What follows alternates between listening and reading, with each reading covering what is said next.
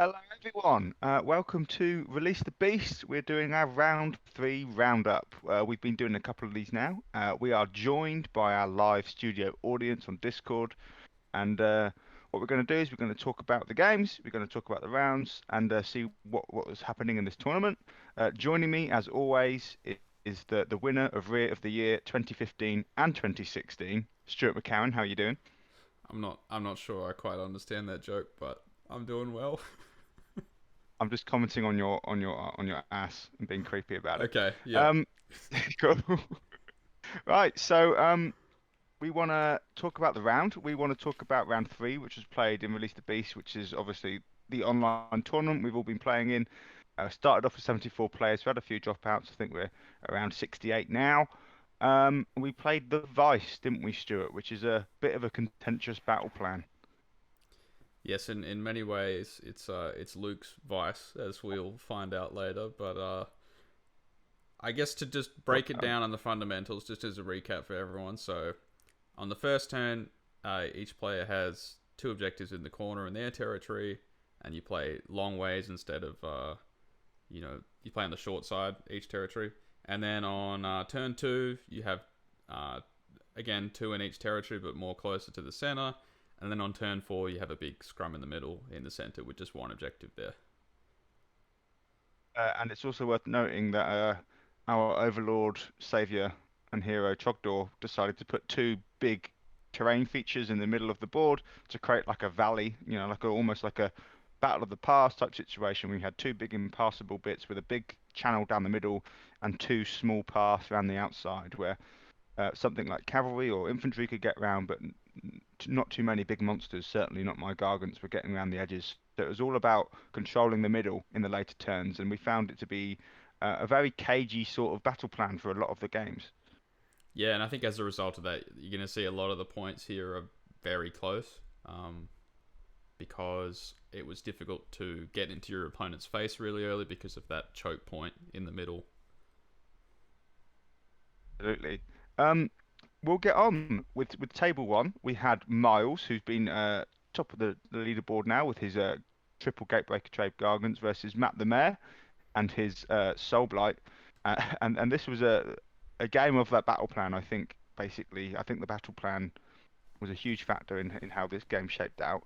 Um, Matt was able to, I think he gave the Gargant player the first turn, who did not a lot. Having to obviously stay back on the very corners to cap the objectives with the Gargants, I've found to be quite rough because you usually want to be up on the line ready to smash forward, but you can't on this battle plan.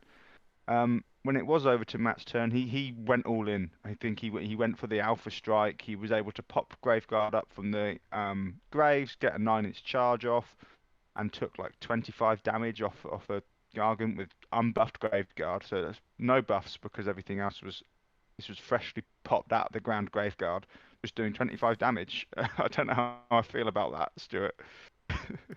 It's a lot. Yeah, that's for It's a sure.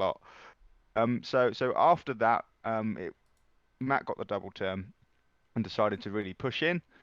However, I think he made a mistake here where he won't mind me saying this, where he set the battle plan to take down the Gargant that he already had half wounds on, and then sent Vordry into another Gargant. So here he's faced with a when it comes to his activations in the combat phase, he realised, oh shit, I need to go with the Graveguard first to secure my battle tactic, but then this Gargant's going to swing at Vordry, and that's exactly what happened, and Vordry just went down for free. Um, because of the way that you have to activate Gargants and stuff. It's worth talking about the Gargants. You really need to be able to focus fire them from afar, or be sure that you're going to take it down with the first thing that's going to hit it, or you're going to get hit back with a lot, basically. And that's what's happened here. And Vordry, whilst he's very damaging, isn't the tankiest of fellas if he can't get the heals off, if you can one-shot him. Um, and he went down, and I think it just sort of crumbled from there for Matt, really, because then he just had one of his big threats thrown away for free. He was pinned back, and then the Gargant player was just able to clear up all of the Graveguard and all the chaff that he had around, and then push forward into the middle and sit there for two turns afterwards. Um, Matt messaged me after the game saying how, he definitely made a mistake and would have played it differently. going forward. Playing a lot more cagey. The Gargants can't really afford to push up until turn 3 or 4 anyway because of the battle plan. Um, and he can sort of set a trap where he's got the screens in front, and then Vordry or Manfred can go over the top and get that damage that they need. But lessons learned for Matt there, and I think it was a victory for Miles 14-6. So I think that match really highlights the battle plan and how it can impact the game. Don't you think? Yeah, I think in general from the battle plan, I did feel like you'd get punished for playing aggressively, given the terrain situation and also the objective situation. Mm. I mean, obviously there was an activation order mistake here, but I think aside from that, playing reactively on this battle plan is probably a bit better. Yeah. Yeah, I would agree. Moving on to table two, B Timmy's KO and Patari's IDK. What happened here, Stuart? So this has been a very interesting historical matchup. It's actually quite an even matchup, even though perhaps people would think that the Forgotten Nightmares ability from the IDK would really stop KO from being able to shoot the units that they want to. But IDK is still a relatively low wound count army, and the mobility doesn't really help that much when KO can just teleport around the table as much. And also just, if KO teleports the whole army 9 inches away from you, the fact that you can move 14 inches and fly with your whole army just doesn't really matter. So although IDK, have some abilities that block shooting, they're actually kind of a bit intrinsically weak to shooting. It's kind of a bit like Bone Splitters with the monster killing thing we were talking about the previous week, where Bone Splitters are really bad at killing monsters, and then they have some abilities that make them sort of alright at killing monsters.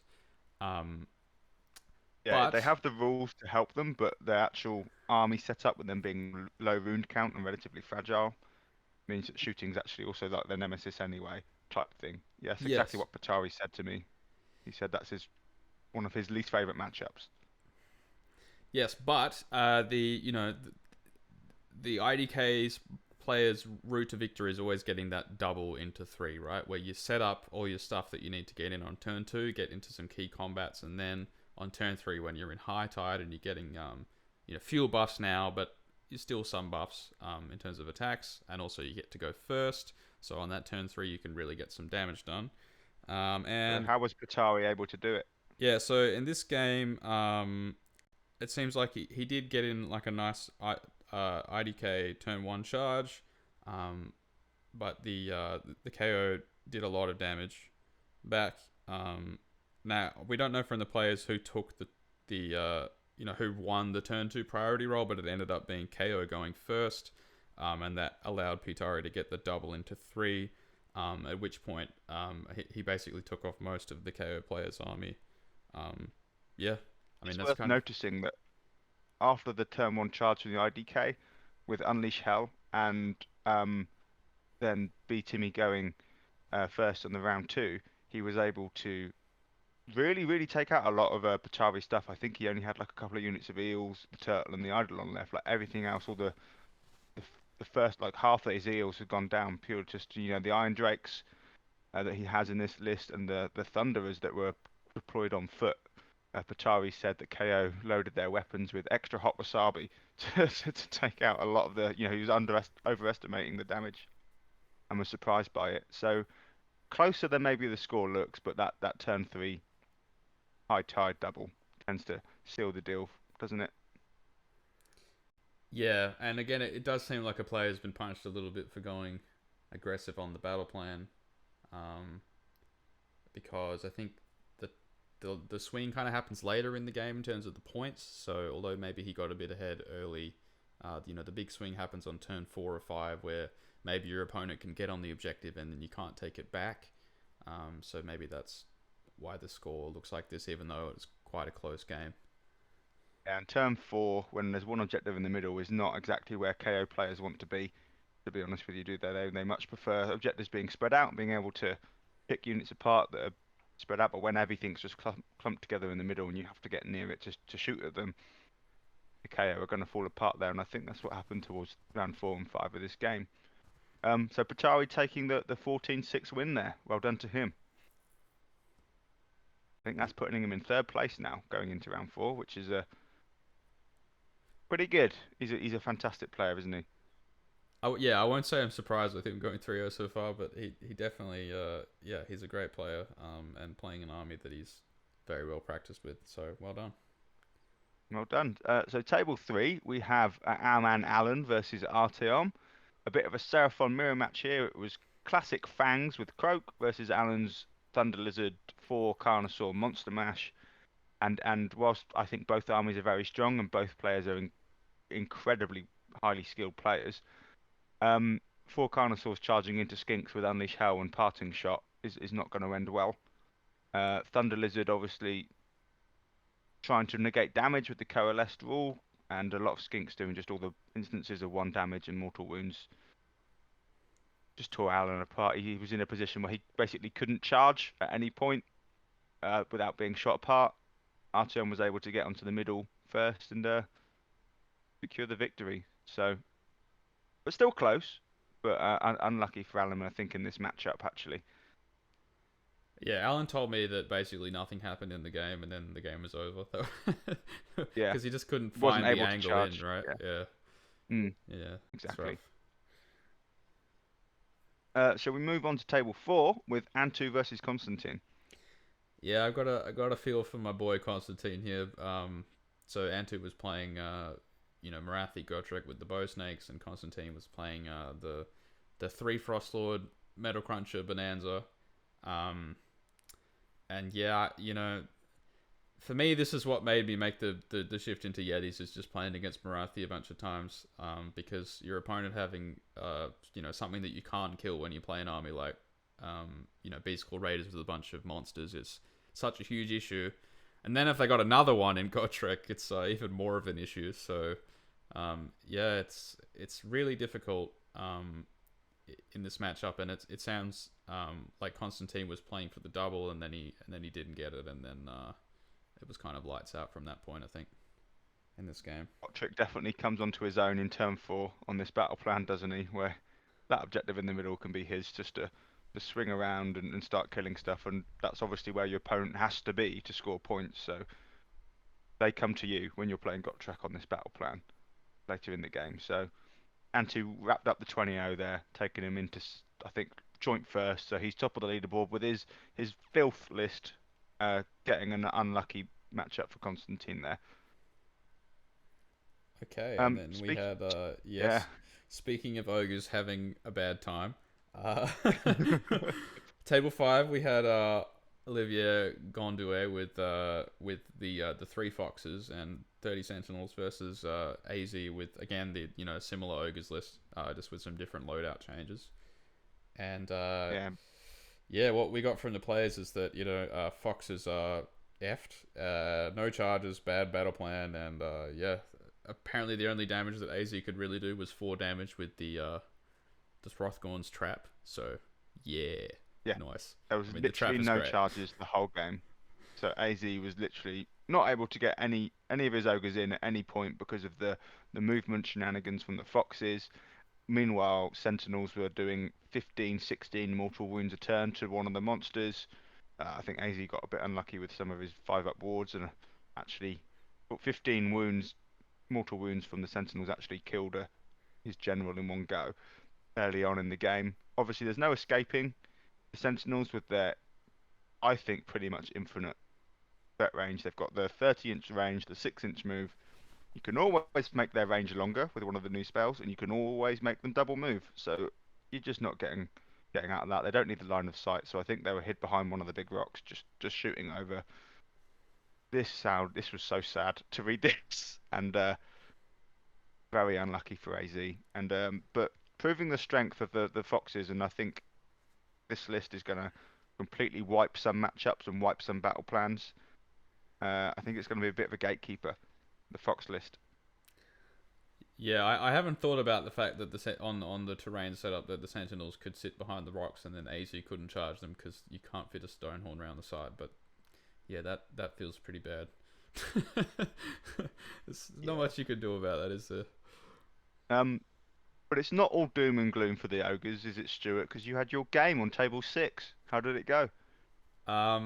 Okay, so this is a very narrow victory. Like, I know it's 11-9, but I mean, really, it was just 2 points that I happened to get because I have monsters and he doesn't. That was basically what the points were. Um, and yeah, I mean, I say I probably didn't play the best game I've ever played. And Jonathan was, I mean, he's a great player. Who everything was super clean and super quick from him. The game in total was like an hour and 50 minutes. Like we played it really quick. And I actually spent quite a lot of time thinking. So I think his turns maybe he took about 10 minutes every time. He was very impressive. Um, so Surprised you with his IDK. What did he end up doing to yes, you? so just on this recap. So I'm playing the Yetis with one Thunder Tusk who's letting me down every game so far, but that's alright. And Frost Lord on Stonehorn with Metal Cruncher, and then a bunch of Yetis. And he had IDK with Gotrek in Iron Rack, so you can use the Tides of Death table to get run and charge and strike first, etc. And then a load of defensive heals, so 5 units of 3, a couple heroes, and then a couple units of Morsar Guard with a Soul Scryer. And yep, I mean it was pretty much a standard first few turns. I went first, scratched my balls, and got Ferocious Advance, the classic strat. Then he did the same thing, except he obviously ran Gotrek 6 up the middle because that's what you do with him. And then he got the double into 2, and Gotrek charged in and killed 2 units of 3 Yetis and a Butcher, I think, and also put the Stonehorn in combat. But then on my turn, well, I managed to get him in what I'm calling Getty Prison, which is where you put 2 units of Yetis outside of 3 in the movement phase, and then spend a command point to go first with both of them, and then pile in to be 2.9 inches away from Gotrek on either side of him, and then he can't move. And then at the end of the combat phase, when he activates again, he can't move. And basically, if you don't kill the units of Yetis, he's stuck there the whole game and he can't do anything. Because he only moves 4 inches, so you can't even retreat and be outside of 3 if I do it properly. So, I'd sort of planned doing that, and I managed to get it on turn 2, but then he won the priority into 3 and brought on his Morsar Guard and got Gotrek out of Yeti Prison. And at that point, I had to win the next priority to stay in the game because Gotrek was in my deployment zone and basically was zoning me off the middle objective. So what I decided to do was clear off the Morsar Guard with my Stonehorn, and then just barreled the Thunder Tusk up the middle, basically trying to put my Stonehorn in the corner away from Gotrek and then swap sides with my Thunder Tusk. And then, yep, I got the priority. In the previous turn, I had made a mistake where I was a little too far out with my Stonehorn to pile in and attack the second unit of Morsar Guard after I killed the first one with impact hits and Metal Cruncher. But what that meant is I could get broken ranks, so it was kind of a blessing in disguise. So I did that, and then at that point, the game was probably over. I think if he'd got the priority into 5, it might have been a draw rather than a victory for me. But either way, I got the priority into 5, and I made the Firebelly a monster and put my other 2 monsters on the main objective, and then we called it because he couldn't kill all 3 of them. Yeah. There were lots of strange Sounds things like that a happened in really that close game, game. Yeah. kind of around that though. Like Hrothgorn's Man Trappers killed a unit of 3 Ishland Guard by themselves in one turn, randomly. Beg your pardon. Yeah, why not? Yeah, it was Just with bizarre. weird dice, because that doesn't happen in my book. No, and I screwed it up as well. So Hrothgorn gets an extra attack if he's within 3 inches of his goblins, but I moved him out of 3 inches of his goblins, and then did 3 damage with the bow, and then charged in and did 3 mortal wounds with the impact hits, and then Hrothgorn went and did 4 wounds, and then the Frost Saber went and killed the other 2 wounds. Yeah, That's mental. some interesting That's rolling. so mental. Oh, Yeah, but it was a very interesting game. And yeah, I think I wasn't expecting him to take the turn into 2 and throw Gotrek at me, but I can see he did that to zone me off basically the rest of his army. But I just managed to get out of it really with the Yeti prison. Yeah. Yeti Prison, Stuart McCowan TM. Heard it here first. That sounds like a nice bit of jank. I quite like that, but it can't feel good for Gotrek. But he had the other tools to get out of it, so not too feels bad in the end. Well done, Stuart, on your narrow win. Nice. Okay, and then speaking of narrow wins, table 7, Tavi versus Philip. Yeah. Philip messaged me afterwards saying how this was one of the best games he's ever played. He was so happy about this game. He's having a good run with his best games. I think he's told me rounds one, two, and three. Oh, this is the best game I've ever played. So Philip's having a great time despite bringing his nasty, nasty, nasty Legion of the First Prince control list with Be'lakor, Kairos, and the Slaves of Darkness Demon Prince. Um, Tavi's also bringing his bit of filth though. He's got his Seraphon Thunder Lizards with the Bastillodon, the Salamanders, the Slan, and the Carnosaur. And one of the headlines here was the Seraphon were able to shut down a lot of the magic that Kairos was trying to do. He didn't get his War Scroll spell off once or Life Swarm because of the plus twos and threes to unbinds. Um, which is where, being outside of Zinch, being able to force through spells with a Destiny dice, maybe a lot of the spell casting is vulnerable to some of these other magic doms in the meta. Yeah, I think having played a lot of the Karasakian back in the day as well, the Seraphon's quite difficult to play against. Um, because you know if the Seraphon player rolls, let's say they're casting a spell and they're at +3 and they roll a 10 on a 9 on their dice, right? They're on a 12. Then you can't dispel it, even though Kairos can make a 12 like relatively easily. You can't go over a 12. So anytime your opponent has a lot of casting bonuses, sometimes it can kind of just price you out of the market a bit. And then on the unbinding side as well, like the fact that the Slan can unbind from anywhere on the board means that you can't just be outside of unbind range with Portal with Gift of Change. So yeah, it's difficult for Kairos definitely. But Philip wasn't without his tricks. I think the way that this game was won was through Be'lakor denying one battle tactic with stopping. I think it was the Salamanders or the Bastillodon from shooting. I think it was the Bastillodon. And then in the next turn, when the Bastillodon tried to get Slay the Warlord on the Khorne Demon Prince, the Bastillodon whiffed ever so slightly, and Kairos actually used his Destiny dice, not the Destiny dice, the Oracle of Fate dice, to change the last armor save to a 6 and passed it, and the Demon Prince lived on 1 wound. So that's 2 battle tactic swing, and that was enough. And everything else went perfectly for both players. I think uh, Tavi was actually able to kill everything in Philip's army apart from Be'lakor. Um, but those 2 battle tactics being denied is what allowed Philip to get the victory, and it was so close. It could have gone either way at any point, and the control was able to deal with the huge output of the Seraphon. I don't think that I think this game could be played 50 times and you get 50 different results. I think it's very much to do with those battle tactics being denied from Be'lakor. Yeah, I think my game was the same. I mean, although we were kind of complaining about the battle plan a little bit before, like the fact that you're so limited in what you do in the game, it kind of does make it easier to drill the game. Like I feel like I could play this battle plan 15 times and really know, maybe the 3 different approaches I could take with my strategy, just because of how limited it is. Whereas normal game, you could play it 100 times and it kind of differs depending on the matchup and also the dice rolls and that. So it's difficult to just drill it.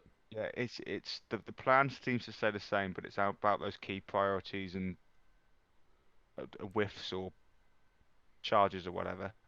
Um, Speaking of so whiffs Philip, and charges, oh God, do we have to talk about this? okay, just before we Uh, move on. So, yep, congratulations to Philip, and yeah, I watched a lot of the game as well, and it was a great game with some fairly heartbreaking moments for Tavi, I think. But yeah, I'm playing Philip in round 4, so I look forward to that. yeah, Yeah, that was an absolute titan of a game. These are 2 fantastic players bringing top level armies. 2 contenders for podium spots, duking it out in round 3, and it was a very close. So Philip's still on track for his 3-0 at the moment, so we'll keep an eye on him for sure. Um, my 3-0 dream, however, Philip was ruined by a person who I thought was once my friend, Alex Tubb, on table 8. Um, this game was absolutely mental. I think a few people watching now in the Discord were also watching that game, and they know what's coming because I'm not happy, Stuart. I'm not happy at all. Alex Tubbs was bringing his Slaves of Darkness Cabalist control list versus my Breaker Tribe Gargants with Kragnos. Um, I gave Tubbs first. He did not a lot. Capped the objectives, ferocious advance, as you would expect. Um, Apart from he then surprised me by chucking 20 Marauders at me, with the teleport all buffed up, ready to go, and they probably took a good 15, 16 wound chunk out of one of the Gatebreakers, who then turned around and whiffed. Well, the reason why he did so much damage was because I actually whiffed the Unleash Hell on the rock, and then I whiffed the Stomp, so I wasn't able to bring 20 Marauders down to 19, which is what I needed to negate the Rend. So they did a bit more extra damage there than I thought they would. And then the Gatebreaker failed to kill them, so I still had that Gatebreaker tied in combat with like 4 or 5 Marauders going into my turn 1, and that scuppered my plans to do Ferocious Advance turn 1 with the group of Gargants I had in one corner. Um, Me, being a highly adaptable and not stubborn player, decided to go for Broken Ranks instead, deviating from my plan. Killed those remaining uh, Marauders. I wasn't able to do a lot else other from that. The objectives have since moved up, and then the priority going into turn 2 and turn 3, Tubbs was able to give it to me. So when I was going first in turn 3, which meant that I couldn't leave those 2 objectives because he could always teleport. What I really wanted to do was get in the middle early. If I had won that priority, I would have given Tubbs the turn. So at the end of my turn 3, I could have moved off during my turn 3, knowing I'm going to cap the objective, and then they're going to move and follow me into the middle.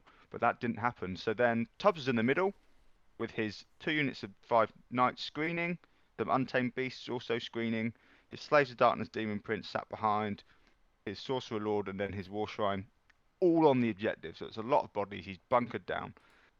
And then for 3 turns, I failed all my charges. The Right, right. Slaves of Darkness yeah, the Slaves of Darkness Demon Prince coming in clutch. I think over the course of the game, I failed 5 3-inch charges. It's nasty. What he was able to do was able to get outside of 3. He would then pulse backwards with a redeploy. I couldn't get the dice rolls even with my reroll charge triumph and stuff from the half Demon Prince. And then he would, in his turn, move forward outside of 3, and then whenever I charged, he would redeploy backwards and pulse in and outwards and that, making the charge basically impossible. So a 3-inch charge is still a 6 on the dice, which I struggled to roll at times, and then if he gets 3 up on the redeploy, I physically can't make that charge. So that 6-inch charge becomes a 12, and then it's basically impossible to do. One of the answers to that would have been to kill the Slate of Darkness Demon Prince. However, 2s and 2s, -3 rend, 4 damage is a fantastic shooting profile unless you decide to roll a 1 every time. Being on 2s and 2s thanks to my Fierce Loathing bringing me +1 to hit. But yeah, the dice didn't go my way. Couldn't kill the Demon Prince, therefore I couldn't get in, and basically I spent 3 turns not killing anything and being stuck in my deployment zone. I was really, really, really limited on battle plans by that point. I had done the Broken Ranks on the Marauders. I'd done the Ferocious Advance in my turn 2 after I killed the Marauders, and then I had done Monstrous Takeover. After that, I couldn't get Savage Spearhead because of the terrain. I couldn't get in with my charges, so for some of the aggressive battle tactics, I did risk it and try and do Slay the Warlord with my throwing rocks. That didn't go down very well. I then had a second chance to do it when he turned his Sorcerer Lord into a monster, and I tried to bring it down, but I rolled a lot of ones. And wasn't able to do it. I did make one mistake, to be fairness. I didn't just get completely diced. I charged Kragnos first, who did mortal wounds to the Untamed Beasts. So I think, oh, if I double charge the screen, Kragnos kills the screen or something like that, and then the Gatebreaker can get into the Knights and reach over the top and try and kill some of the juicy stuff. But by doing 3 or 4 mortal wounds on the impact hits, he then removed the ones closest to the other Gargant trying to charge in, which made that 3-inch charge impossible. You know, like a 4 or 5 inch charge, and then with the Demon Prince, I failed that charge again. So congratulations to Alex Tubbs. I know it was a really funny game in the end of it. I was like, oh, as long as I don't roll a 2 here, I win the game. Rolled the 2. Oh, as long as I roll priority here, I win the game. And everyone had great fun laughing at me and at my expense. Um, 13-7 in the end, Stuart. Gutted. Yeah, I will say the armies of four big monsters love redeploy, and they also hate redeploy. Yeah. it's Oh, one it's thing a I didn't double-edged mention was sword. Geminids. Geminids top blocked me a lot. These 2 giant testicles flying around the thing. So I failed my unbinds with my heroic actions a lot. So Geminids was just literally base to base with some of my Gargants. And then you think, oh, you can still walk over it, but then he can position them in the way, like in front of the 6-inch line from the charge. So I can't get closer than 6 inches because of the Geminids being there. And then therefore I can't make the charge over the top of them because of the half charge from the Demon Prince. And yeah, it wasn't fun. I didn't do anything. 5 turns. I killed some marauders he threw at me. That was it. Nasty, nasty, nasty. Luke, I do have a Gargant's Tech related question. So, given that you can now take some extra artifacts with the core battalions, right?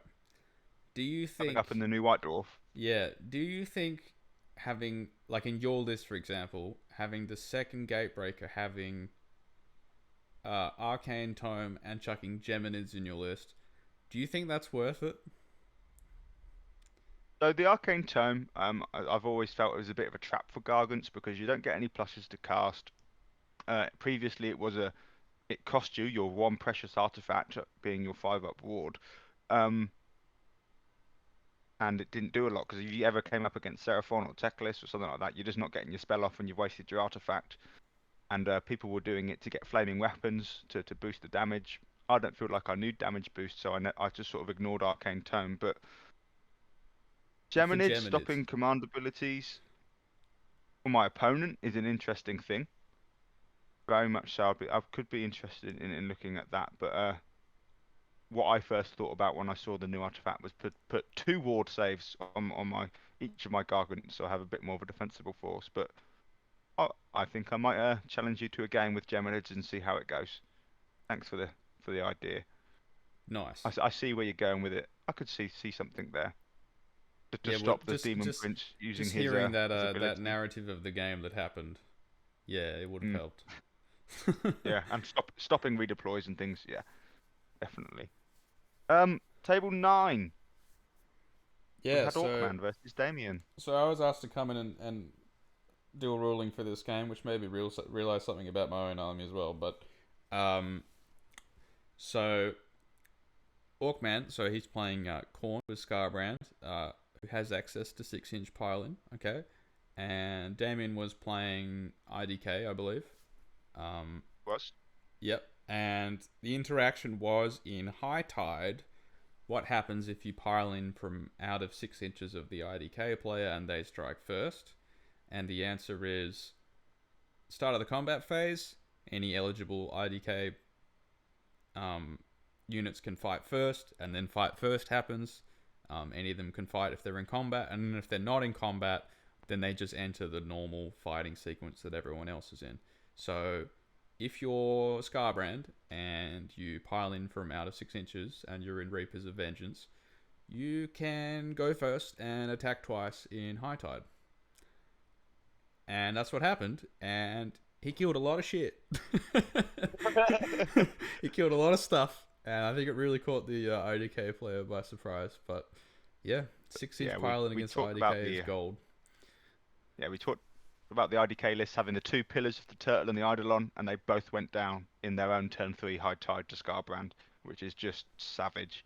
So Orkman repping the corn and making people cry as normal. He's my hero. He's my absolute hero. He He's is. got Senegors in his list, so he's my hero He's automatically. my hero too. I actually played him. I had a little fun garden tournament at the weekend, and he had the Buster, which we played on TTS. I played Orkman for my Buster, and I just want to shout him out because he got really upset when my Kragnos did 36 mortal wounds to Bundo Whalebiter uh, in our match. Slight tangent, but I have to talk about it because 36 mortal wounds is hilarious. Right, we will move on to table 10, and we had It will not. It will not. This supposed to be the other event. Why are you talking about this? Nobody cares about 60. Come on. still as salty as he was yesterday. Good to know. Okay, table 10. We had our Nurgle pal Ray versus Tobias's Cities. This sounded like an absolute cracker of a game. Yeah, both running very interesting lists. So, we talked about Ray's list a lot, running, the Pascal Blight Lords, and Tobias has got, the Iron Drakes set up with a lot of dwarf units.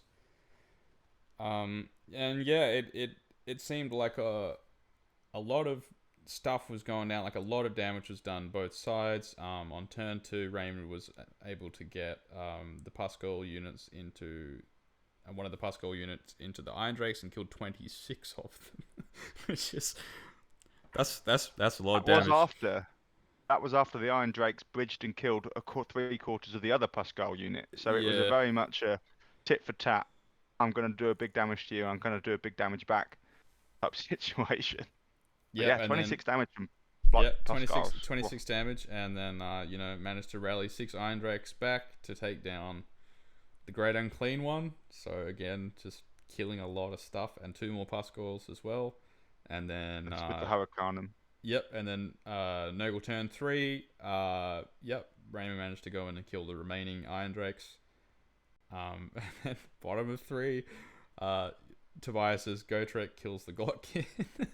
It's an amazing game. It's just basically like one person chucks one thing in, kills the other unit, and then the other person chucks something in, kills the other unit. Yeah, and from then on, Raymond managed to get turn 4 prio, so I think he won all the prios up to that point. And he summoned a Go that killed the Rune Lords.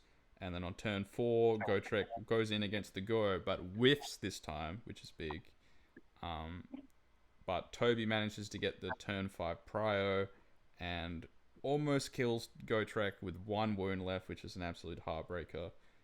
But Raymond wasn't able to cap the middle, so Toby got a 3-point win there for 11-9 in a very close game. 22 victory points to 19. All the battle tactics went off. It was just like 2 heavyweights in the middle of the ring, just punching each other in the face, one after the other. Their defenses aren't up. They're not, their hands are down, and they're just chinning each other constantly. And I wish I watched it because that sounded awesome. Yeah, and it seems like just on turn 4 and turn 5, Gotrek whiffed against the Gua, and then, the punch back whiffed against Gotrek. But like we were saying earlier, like those shooting armies, they can't really cap the middle objective in the late game, can they? And that's when this game sort of fell apart oh, actually, no, it didn't do it. What am I talking about? No. Fall apart, no. No, it didn't fall apart. No, Nurgle fell apart. Yeah. Yeah, I guess thanks to the Gotrek dominating No, I the think middle still. Tobias has done an amazing victory here. I think in before this matchup, I probably would have tipped it in Ray's favour because I think the output from the Pascals is obscene and the speed that they can get into the Iron Drakes is also crazy. And Ray did win a lot of the priorities, and Toby was just able, I think, to get his target priority perfect, killing the right things in the right order, and also like a clutch rally on the Iron Drakes to suddenly spawn in 6 Iron Drakes and take down the Guo on his turn 2. So I want to shout out to Tobias here. He's done a fantastic job. Yeah, he's a great player. I played him once and he absolutely kicked my ass. So definitely watch out for him. Yeah. Excellent. We'll move on to table 11. This was Joel Graham who wasn't able to get his game in, so he got a draw. And then we can move on to table 12, which was Azura versus Nikita. How did this go, Stuart? Not the result I was expecting. So Asura's running, Khorne, and Nikita's got the nightmarish Soul Blight Grave Altars with 3 units of 5 Blood Knights and 2 units of 30 Skeletons. Just the 9 to 5 grind kind of vibe. Um, but yeah, it sounds like the Khorne Demon Prince is really hard for him to deal with. I guess because all those units are, I mean, they're already slow. So once you add in another thing that slows them down, especially since Can't shoot it yeah, with and this. the skeleton units as well. Like they move 4 inches, so the big movement actually happens from the charge and the pile in. Really, so if you're moving 4 and then you can't really get the charge off, it's just really hard to be able to pick any combats. And yeah, though, I mean, there were some wacky things that happened in that game, like the Hex Scorchers killing the Necromancer, which is just the absolute dream, isn't Yeah, it? Azura loves his Hexagorges. In games where he's running against enemy wizards, they always roll those 8s. Azura's 8. You know, he plays Khorne for a reason. He's got those 8s nailed down, and that Necromancer blew himself up, and Azura really was able to capitalize on all of the toolbox tricks that Khorne has and get a lot of the battle tactics. Um, and do a similar thing to what Tubbs did to me with the Demon Prince, is sit up in the middle with all the screens in front, and you can't really get past. And once the objective moves into the middle, Nikita's list, if he had gotten to the objective first, I don't think Khorne's going to get through. So I think we had two armies that are trying to control or wall off the opponent, and without having that much output between the two lists. So I think it was Azura got there first, and with the storm, Nikita's list probably lacking a bit of damage there. Yeah, I think the no damage control list might get punished against lists that traditionally struggle with durability, right? Like Khorne struggles a lot with durability, so they get to do a lot of their stuff that you normally can't do because your units are dead. Yeah, So I think that was a big factor in this game. Yeah. absolutely. Table 13 was Forgive and his Seraphon versus Exalted Len and his Karen Guard. This did go into a win for Forgive here, 13-7. The way it went down was it was really cagey first few turns, which is what we expect with the battle plan. But when you're playing a cagey first few turns and you have a Bastillodon on your side, it's going to tip the things in your favour. I think that Bastillodons in Thunder Lizard, with all the buffs that Seraphon can get, especially with the spells from the Starseer to get -1 save on a unit, combined with the Geminage to stop all-out defense, is absolutely savage for its points. 235 points. That thing can just do so much damage. And that thing just basically lasered battle plans from afar, battle tactics from afar, getting broken ranks and slay the warlord, doing it with a monster because of the Bastillodon, without much that Len could do in response to that. Really tipped it into Forgive's favour here. By turn 4, everything's in the middle, so the Karens are able to finally get a hold of some skinks. Killed a whole bunch of them, and with their double piling, and capped the objective, which was good. And he got the huge 13-inch Marauder charge to recap the objective in turn 5 after Gotrek took it off his Karen Guard. And then Gotrek and the Bastillodon just cleaned everything up in Forgive's turn 5 and tipped it in his favour. So I think here that the Bastillodon, combined with Gotrek, you have that big shooting unit at the back, and the big Gotrek being the guy in the front is solid. It's similar in a different way to the Snakes and Gotrek in the dock list, but too much for the Karen Guard. Yeah, I mean, I've played this matchup a bunch against the Bastillodon, and I played it from the Slaves of Darkness side as well. And I just think if you don't have an answer to the Bastillodon, you just can't win. Like it's really that simple because Seraphon has so many ways to protect the castle, especially if they bring Gotrek, and the Bastillodon is so durable, and Seraphon has access to so many heals for it that unless you've got a way to shut it down for a couple of turns, or like Sentinels for example can kill it. Unless you got that, it's really hard to win. It does so much damage. Yeah. I will do a little bit of spoilers for some of the other tables we're going to talk about, but I think this round is the story of I'm going to bring it down on a Bastillodon and then fail it and lose the game.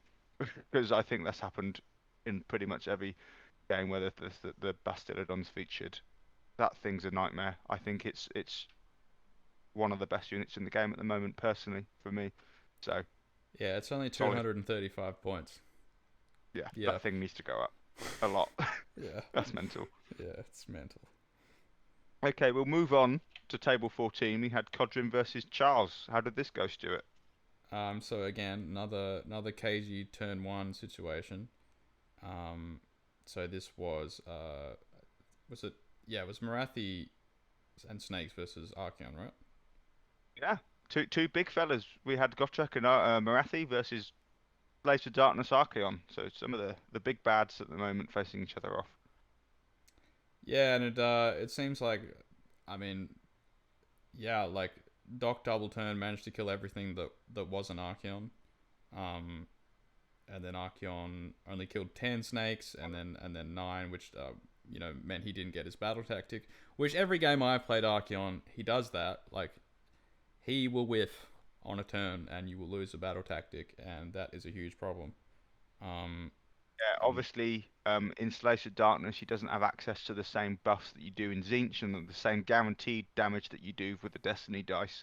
Um, and that really was Kodran's comeuppance here. I think he's also learnt a lesson about splitting attacks because he tried to put a few cheeky attacks into Gotrek to whittle him down, but ended up costing him his battle tactics on the snakes. Uh, yep, Oof. and then Godric eventually killed Archeon in the middle, which Yeah, he will. there was I Yeah, think it was a 3-turn grind between Archeon and Gotrek, yeah, and it takes him a Gotrek won while, that one. but yeah, you just saw a recovery of him every turn, and he just eventually wins. Yeah. Because Archeon's never actually going to kill Gotrek on his own. No way. If you can get all the buffs in Tzeentch and a Chaos Lord, you can kill him in one turn. But other than that, no. Yeah, fortunately Kodran didn't have that, so it meant sure that he got the lost, only getting 2 points, and Charles able to get 18 victory points, uh, beating the Archeon on table 14. Nice. Nice. Um, another bit of nice is table 15. Um, Yep. Hippie versus Little Tank, the Jedi and the Padawan. Little Tank's only been in the game in the game for a couple of months, a couple of weeks, I think, yeah, 6 weeks or something like that. Bringing his Feck, doing really well with them. We got Hippie, who's obviously we all know and love from running Feck back in AOS 2. But he's decided to abandon them in AOS 3 and is taking his Soul Blight here.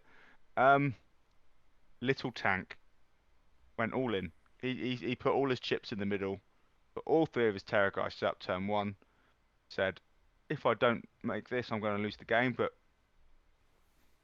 screw it, let's do it. 3 of his Terrorgeists made a 10-inch charge turn 1, did 36 mortal wounds, killing all of the monsters with his jaws.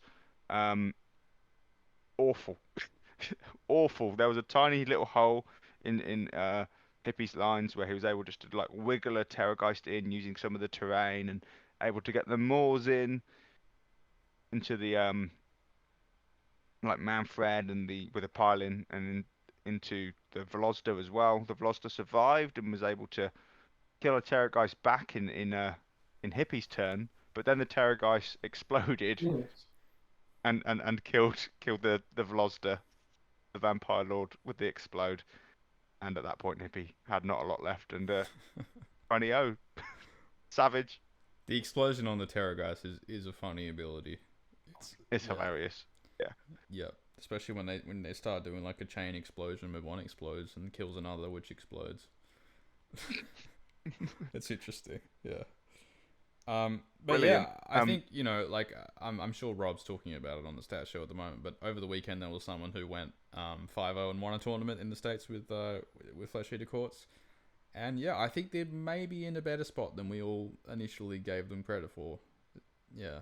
I think that the way you play them has changed. Like it's all gone full circle. When the book first came out in AOS 2, it was all about the Gristlegore Terrorgeist doing just obscene damage, and then the aforementioned Hippie Chef came in a bit later on in AOS 2 and thought about the Smash Bat and the Royal Mordants Battalion with the Flayers and doing stuff with Dead Watch and things like that, getting all the flares and the mortal wounds, double piling in with the nuclear Vargolf, and that became the way to play Beck. We had like 9 smash bat lists in the World's AOS event towards the end of AOS 2. And I think it's gone full circle. I think you now want to play Feck with all the monsters again and do it as a bit of a destruction style army where you go all in on a double, try and roll your 6s and have a good time.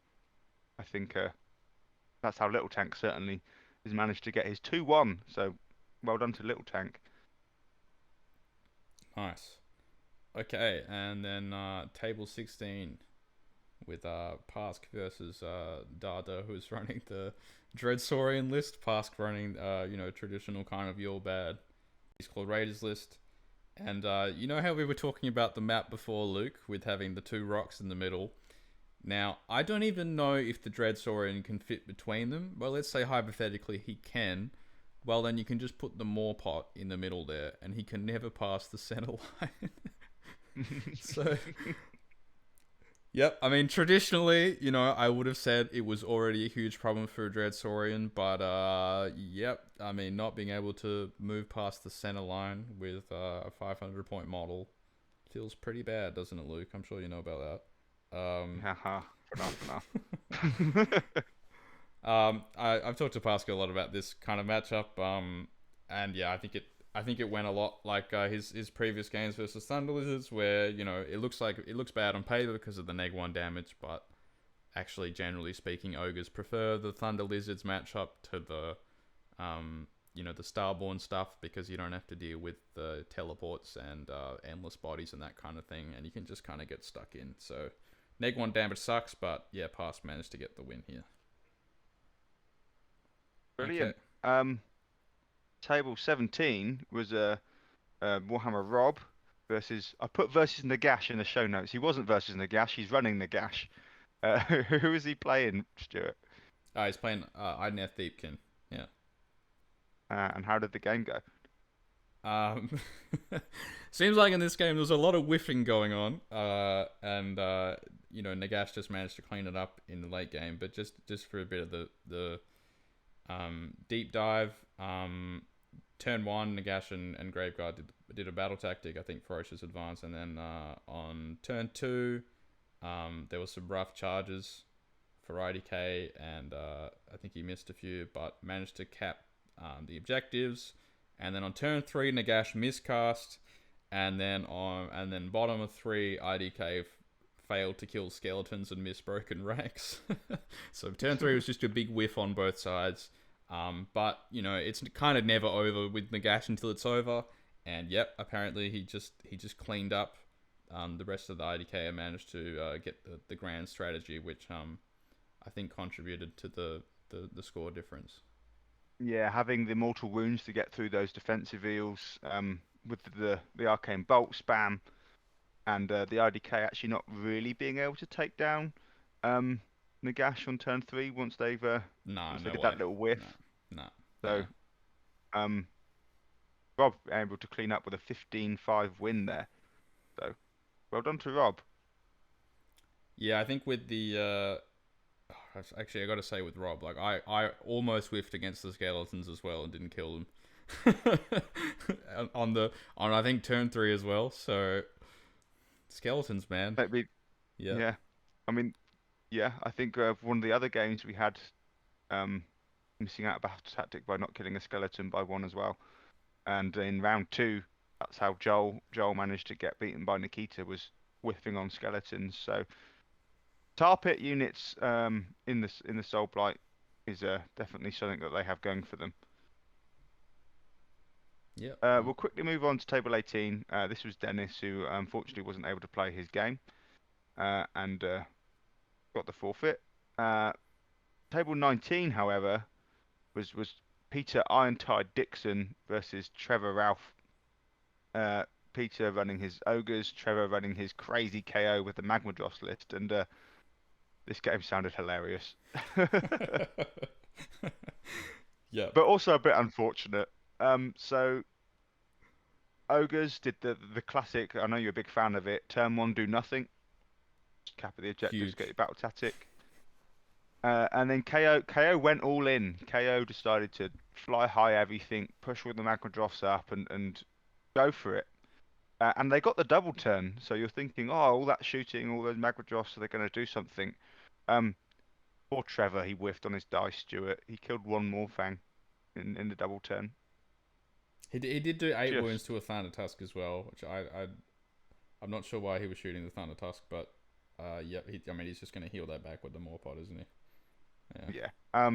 I think there's a little bit of bad target priority, but also some dice. And I've seen it whenever I've played KO in AOS3, and I've seen it in a couple of other people's games. Is that KO whiffing their damage, and they do that a lot more now without rerolls and triumphs and things like that.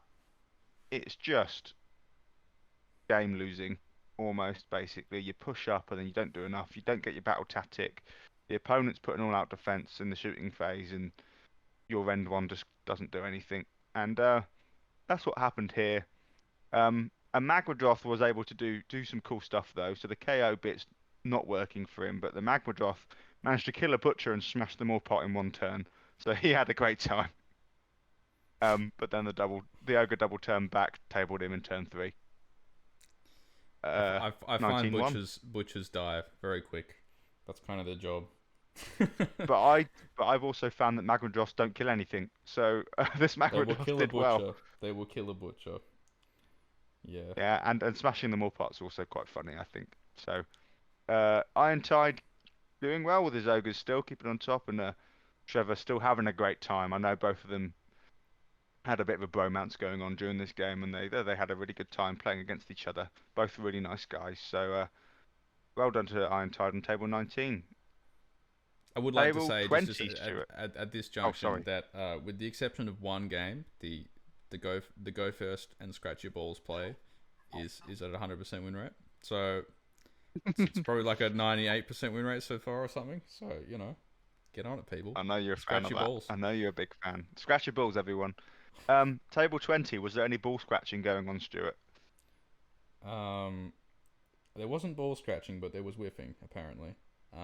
Who did we have? So we had Leo Detro, I can't remember his last name, Bilton, versus Jacob Turner. So big Seraphon Monster Mash versus actually a fairly Monster Mashy Soulblight Gravelords. So in Castellai with Manfred and Vordry. And Vengerboy. yeah, and the Vengerboy Lord Vengerboy, as and the well. Vengerboy, yep, of course, he's in there. And the Stegodon Swift on turn 1, which I hate to say it, but that happens a lot. Happens a lot. 3s and 3s, people. And then Monty responded with, Jacob responded with Ferocious Advance, and then managed to get Vordry over the rock, so sneaky, so the big impassable rocks in the middle, he managed to get Vordry over there to try and slay the Stegodon, but no. because and this is the key part, Luke, is that with the Stegodon you're going to get +1 save because he readies his head or something. I can't remember what the law As a point big crest. Yeah. You can get him in Hunters and Heartlands as well. So actually the Stegodons are quite good against the opponent's monsters because you're going to get +1 save, and then they can't roar you, so you're going to get potentially another 1 save. So with them also reducing damage by 1, like it's kind of a bit of a bait. I think the Stegodons, they really don't die to opposing enemy monsters, but they also kind of don't do much, to be honest. In the list, I think there's just 4 incredibly tanky monsters in Detro's list, and Monty dropped a few battle tactics from not being able to take them down.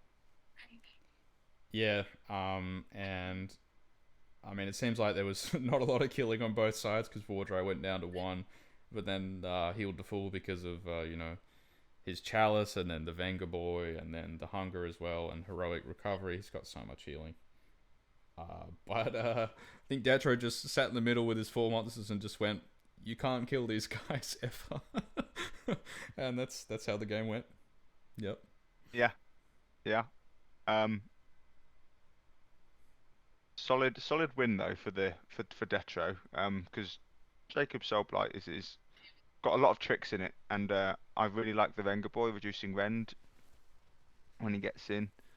making the defense ability. So I think it was a bit of a pillow fight, but with the monsters and the battle tactics, 14-6 to Detro there. Moving on to table 21, we had Maestro with his Doc versus Nico Lunch's KO. And I don't know too much about this game, but I presume it went something like Marathi and Gotrek go up the middle, get into your lines, and then Snakes shoot all your ironclads off. Yay. Yep. I think that's Yeah. I think that's a good summary. I think that's the list. And obviously the ironclads are not going to kill Marathi. They're not going to kill Gotrek. If you play well with the screens and Marathi Gotrek put them up front, you can almost stop the ironclad getting their 12-inch carbines in, which is actually the majority of the damage into the snakes. So they can only just like pip a few long range shots at them, and that swingy shots combined with rally from the snakes means that unit's still going to be pretty full health to start pumping out the damage and take out the KO, which I think is what happened there. So well done to Maestro. All right, and then So- on table 22, yep, we had We had a- Stormcast versus what was Prelude? Cities. Cities, yep, that's right. Yeah, and we don't have too much. Unfortunately, Nick didn't give me one of his classic rundowns telling me about Gotrek, but I think Gotrek was able to do a bit more. And the Annihilators, we talked about them last time. They're doing work. They're coming down from within 7 thanks to the Imperator. They're doing their mortal wounds. They're getting their charges off in there, and they're bonking stuff. I'm really excited for the new book. What do you feel about Stormcast at the moment? I'm excited for the new book, and then I'm going to be salty within a week about all the 2-up saves. But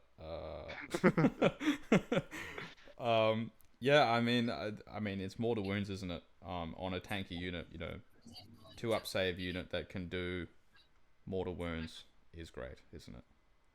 Absolutely. Could we just remind everyone in the chat to please mute their microphones? Thank you very much. Table 23, Stuart. Who do we have? We had Will versus Hayden. This is Will's third Seraphon matchup this tournament. Poor lad. And he did it. So Yeah, he's done it twice now. Every week I will say that Bone Splitters are bad at killing monsters, but apparently they're good at killing lizards. So apparently Curse and the Arrow Boys did the work again here. So those 30 Arrow Boys doing 90 shots with immortal wounds on the sixes is big. Yeah, they took out the full 15-man unit of Saurus Knights, which Hayden's running in Kotal's Claw. His main big threat in the army just gone, thanks to Curse and Arrow Boys, which is pretty savage. Obviously, a unit that's massively vulnerable to 1 damage shots and even more vulnerable to mortal wounds. So that explains a lot, I think. And I know Will was able to use a clutch inspiring presence to keep his grand strategy in the dying breath of turn 5, and was able to get the win. So well done to Will. We're all joking around in the it was still a close game, but we're all joking around to Will in the Discord saying, "Oh, you're gonna get Seraphon round 4." We can announce that he hasn't, so Will's sighing a big breath of relief. But 2-1 against 3 Seraphons with Blown Splitters is something I think Will can be proud of. So well done, Will. Yeah, that's great. Well done. Yeah.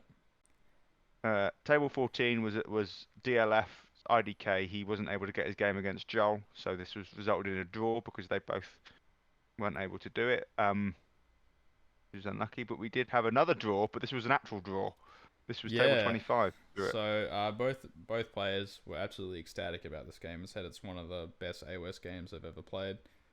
That's great that they're having this experience in the tournament. And yeah, I mean, it was a dead draw, and a lot of crazy stuff happened. And so Willem was playing Seraphon and Isaiah Johnson was playing Tzeentch Archeon. And all that was left on the Tzeentch side at the end of the game was Archeon with 1 wound, which is rough. That's crazy. Yeah, and Archeon managed to unbind Metamorphosis on the last turn to secure the draw. There were some other interesting things that happened in that game. So, people talking about Kairos in the new edition. Obviously, one of the great things that he can do is make his opponent miscast, which he did. So he made Croak miscast, and then Croak miscast That is again on the next savage. turn. Oh my god. So Croak did basically nothing for 2 turns, which is just rough. Ugh. But even then, he managed to get, all that damage in to almost kill the Tzeentch player's whole army, except just that one wound at the end that made it a draw. Yep, I wish I crazy watched game. more. I wish I watched this. This is what we're here for. These sort of games, and both of them really happy with it. So amazing. Table 26, we had another draw, but this one went slightly different. Yeah, so we don't know much about this game, but just as a quick note, so they ended up calling a draw because I think Tiger Sloth ran out of time, and initially I think they called it a win for him, but they had more discussion, and the game could have gone in a bunch of directions, so they just decided to call it a draw, and I just think that's great sportsmanship. So to props to the players for calling it a draw. Especially with battle tactics, like kind of a lot of weird shit can happen. In OS3. So, if a game's not super clear on the outcome, I think it's fair to call it a draw. So, yep, that's what I want to say It'd about be that. quite difficult, and there's lots of options for both players, lots of variables, and Tiger Sloth and Chris had the intelligence and the sportsmanship to just shake hands and agree on a draw. So, props to those two players there. Table 27, we had the story of poorly coach getting a bit of man flu and had to concede to Blue Omnicron, unfortunately. So 20-0 for Blue Omnicron. No points for coach. Send him a bit of love because he was under the weather that day, which doesn't feel good, but it's coach. He'll get over it, I'm sure. Okay. Table 28. What Yeah. happened, Stuart? Now the buy here is actually fellow tournament organizer Trogdor, who is playing his Khorne. God bless his soul. And MJ Pegasus was playing Sylvaneth, so what a matchup. Khorne versus Sylvaneth. After scratching, the classic scratch the balls turn 1 play from Trog, went into Sylvaneth turn 2, and then, turn 1, and then Trog won the turn into turn 2 and gave away the double. So, that classic stand still, do nothing, and play for the double play. And then, Sylvaneth went in and committed a big hammer, and Trog thought that was quite juicy, so went in and then got the double and killed a lot of stuff. And then on turn 4, the Rage Thirster went in but didn't kill enough. And Sylvaneth just really managed to weather the storm here against the Khorne double. Enough survived for him to be able to come back and secure that objective in on turn 4 and turn 5. Yep. Yeah. Well done to MJ Pegasus. He's scraping these wins out with his Sylvaneth, which is really good to see. Awesome. Just a second reminder, can we please make sure all mics are muted in the chat, please? Table 29, Stuart, we had a matchup that I wish I had time to see. It's Trogs versus Slanesh. With this will be Faith Johnson with the Slanesh, and this will be CJ, who's Pumpkin Hill on Discord, running her Trogs. Yep, and all I we wish got I had from more this game, to tell you. yeah, all we got from this game was that the Trogs hurt, which they do, and a lot of people run this army because the models are beautiful, and who doesn't love some trolls? But they're not to be underestimated, even though they're thought of as a kind of an army that verges towards the bottom tables, but they do a lot of damage, definitely. Yeah. You have more than I thought we had, actually. I've just found myself a message from Faith. So we had a really good nail biter, was how he described it. So it started off well for Slanesh, shooting off 2 units of Trogs with their 30 unit of Bliss Barb Archers, 33 Bliss Barb Archers. But then Slanesh was failed to doing a lot. She wasn't getting her cast off, wasn't doing her little tricks. And the Trogs just charged everything in when they had the opportunity to. Clobbered everything, and they hurt like a truck when they charge. But that gave the Slanesh a lot of depravity points. Was able to summon 30 demonettes and that's what was able to actually secure the win, was to summon onto the objective and secure the win in a very close, tight game.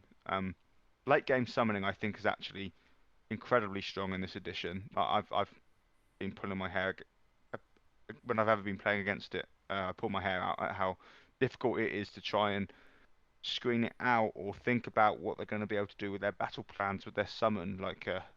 So the late game favoured the Slaanesh here, and Trogs are still going to give it a good go. I think they haven't. I think they've got a lot of victory points. I think she's got 8 points here, 9 points there, 7 points there.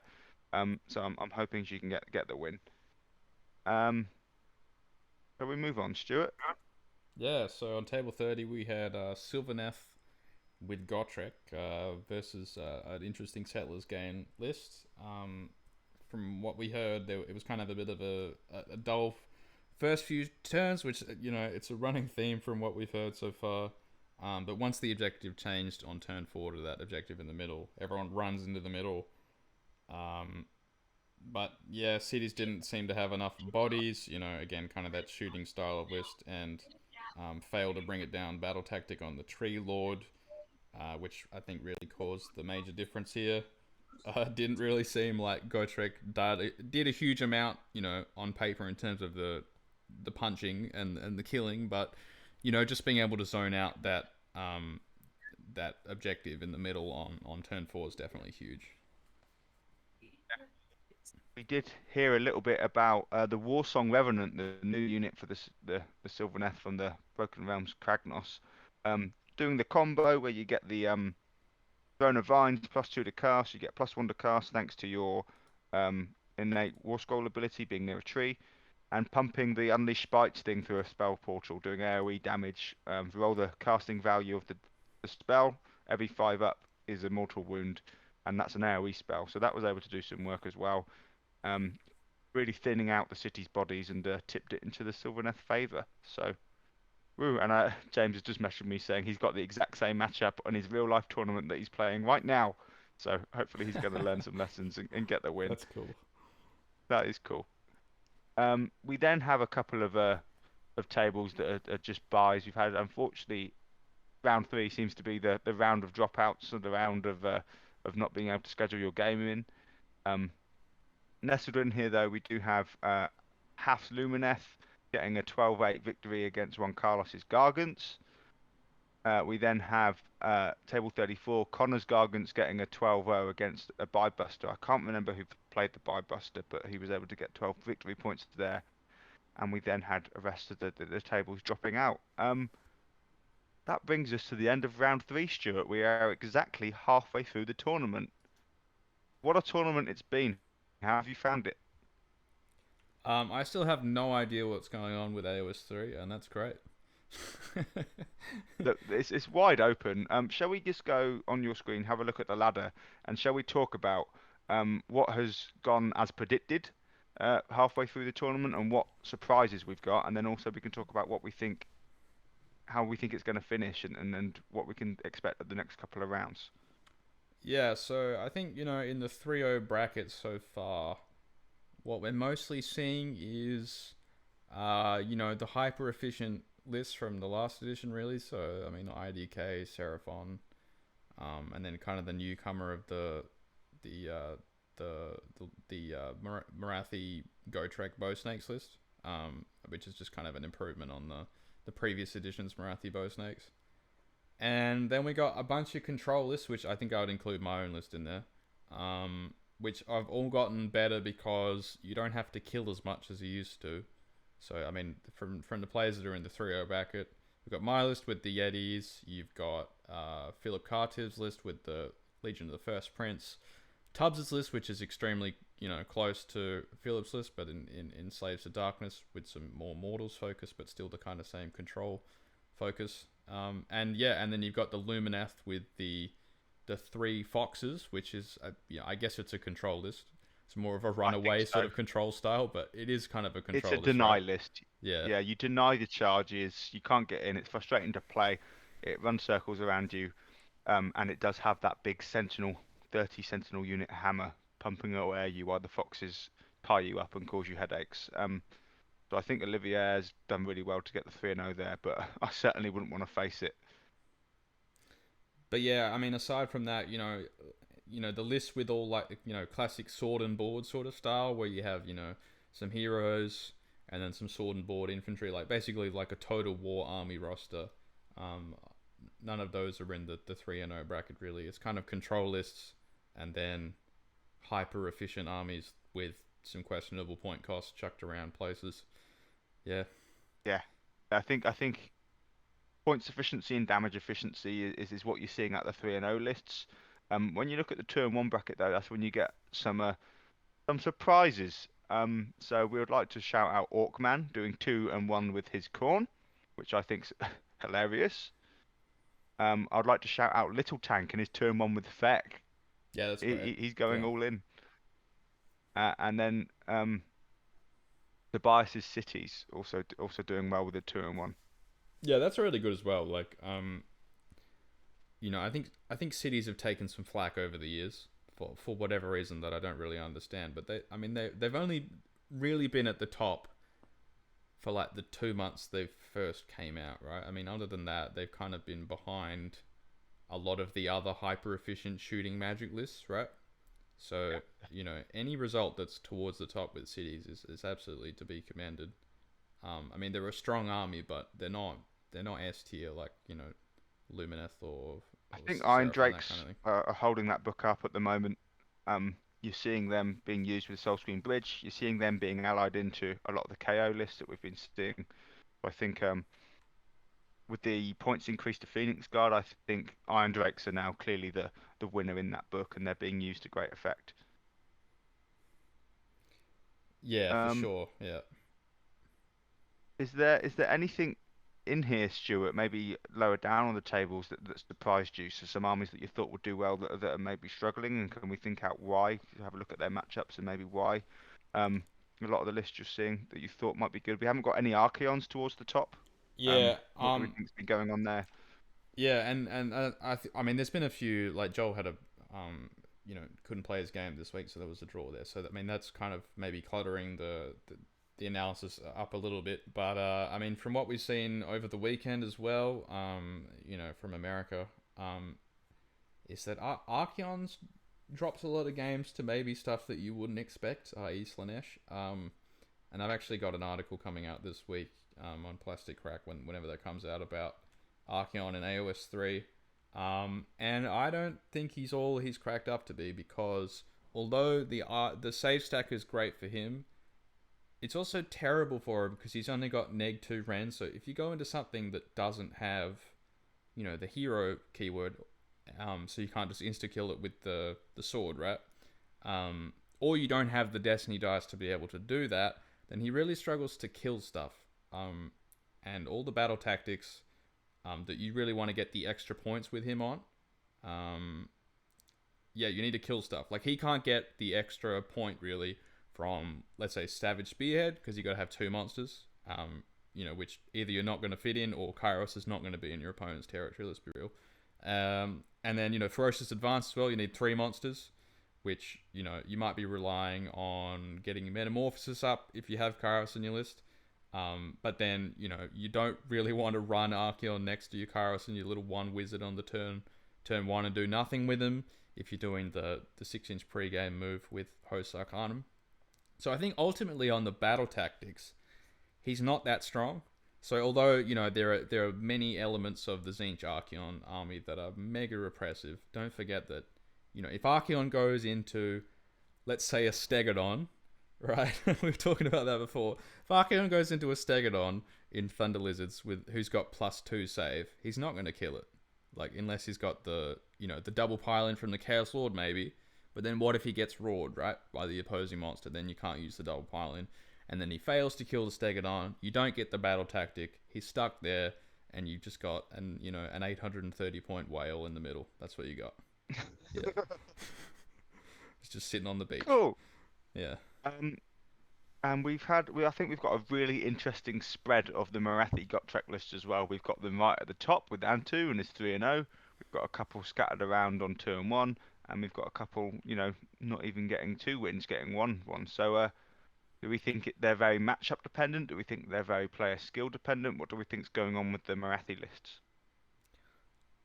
Yeah, again, I don't think it's perhaps as strong as people think it is. I think Daughters of Cain in general is probably not S tier. I mean, obviously that's my opinion, but I think it might be, sort of higher A. I don't think it necessarily matches up with some of the other top armies like Seraphon.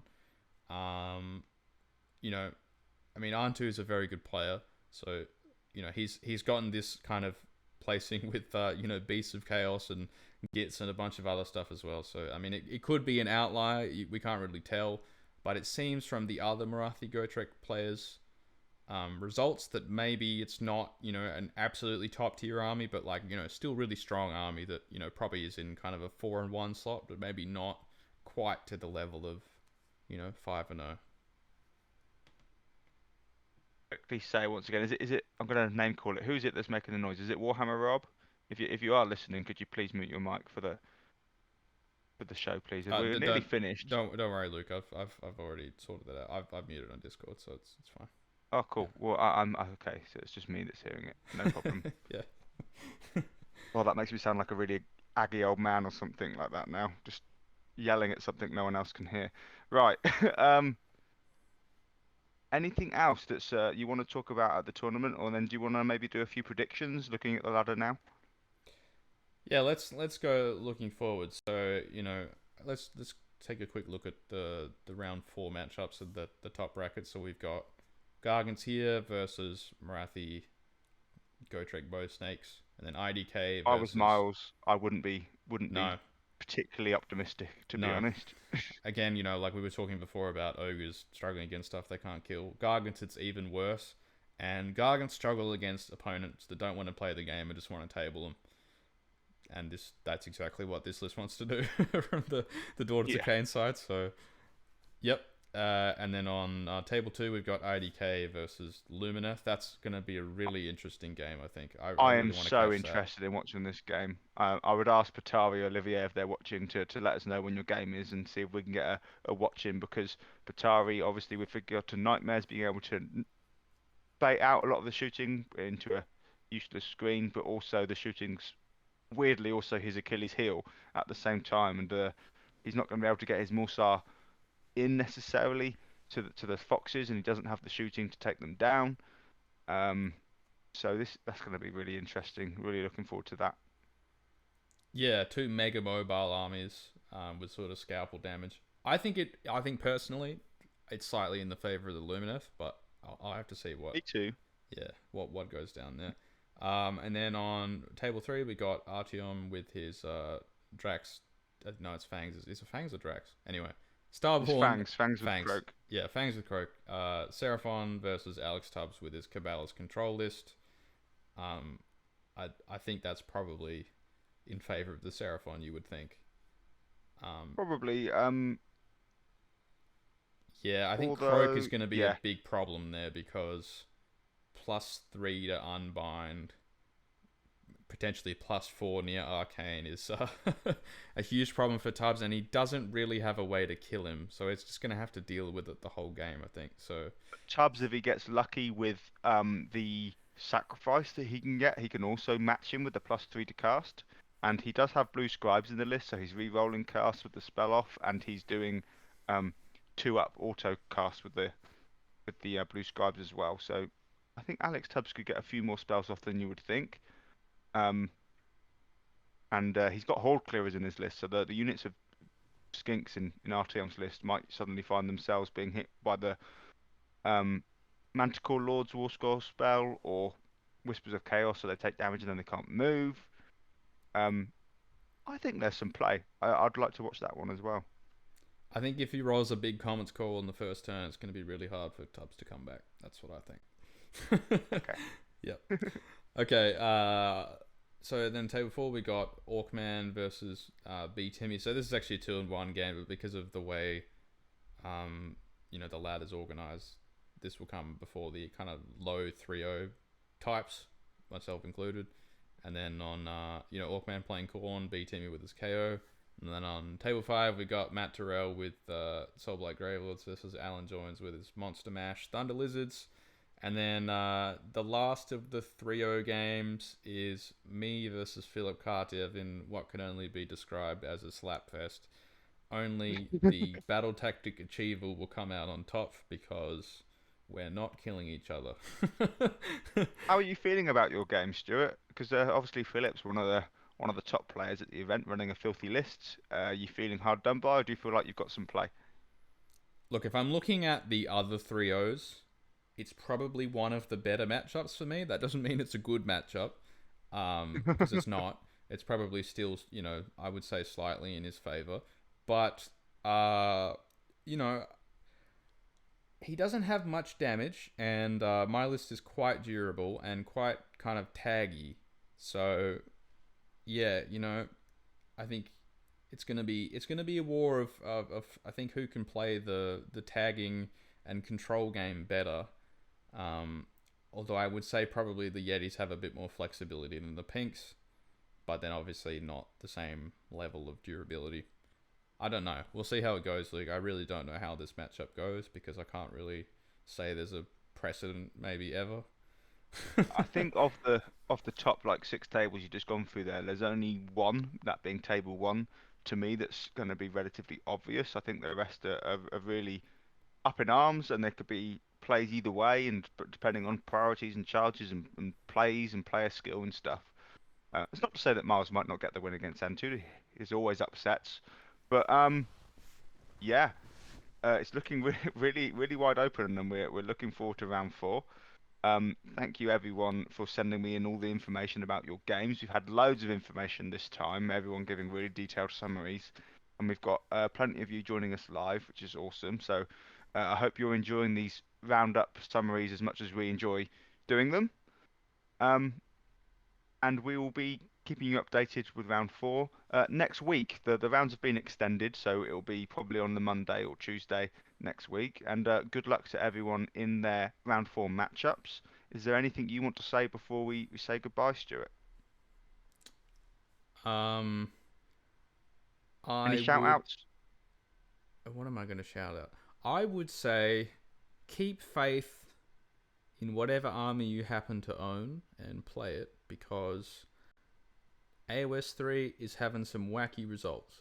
So if you got, some army that you really like that looks cool on the table, or maybe you like playing with it, maybe the play style suits your personality, that's kind of where I am at with my army. Stick with it, and I think you can pull out some results in this edition more so than the previous edition. Yeah. You're saying, Stuart, What that you're ice cold and wiggly. Is that how you are in real life? What's No, your like back Willoughby? no, I just do nothing and look like I'm trolling, and then I just slap you in the face with the stone horn. That's me in real life as well, Cool. I'm trolling until I'm Speaking not. of Stonehorns, speaking of Stonehorns, what's your back Willoughby? Yeah, I've got Pask in round four. He's coming to get Yeah, me. boy. What's your back Willoughby? Thank you, Pask. So I would just like to shout out everyone that sent in their messages, and I also want to shout out the guys that had I had a little weekend party with some of the guys. So that's Hippie Chef, Azura, Tavi, and Sprog, and some of the guests that we had in TTS. I had a good real life tournament, Right. my first one, including Pask. So thank you everyone for tuning in.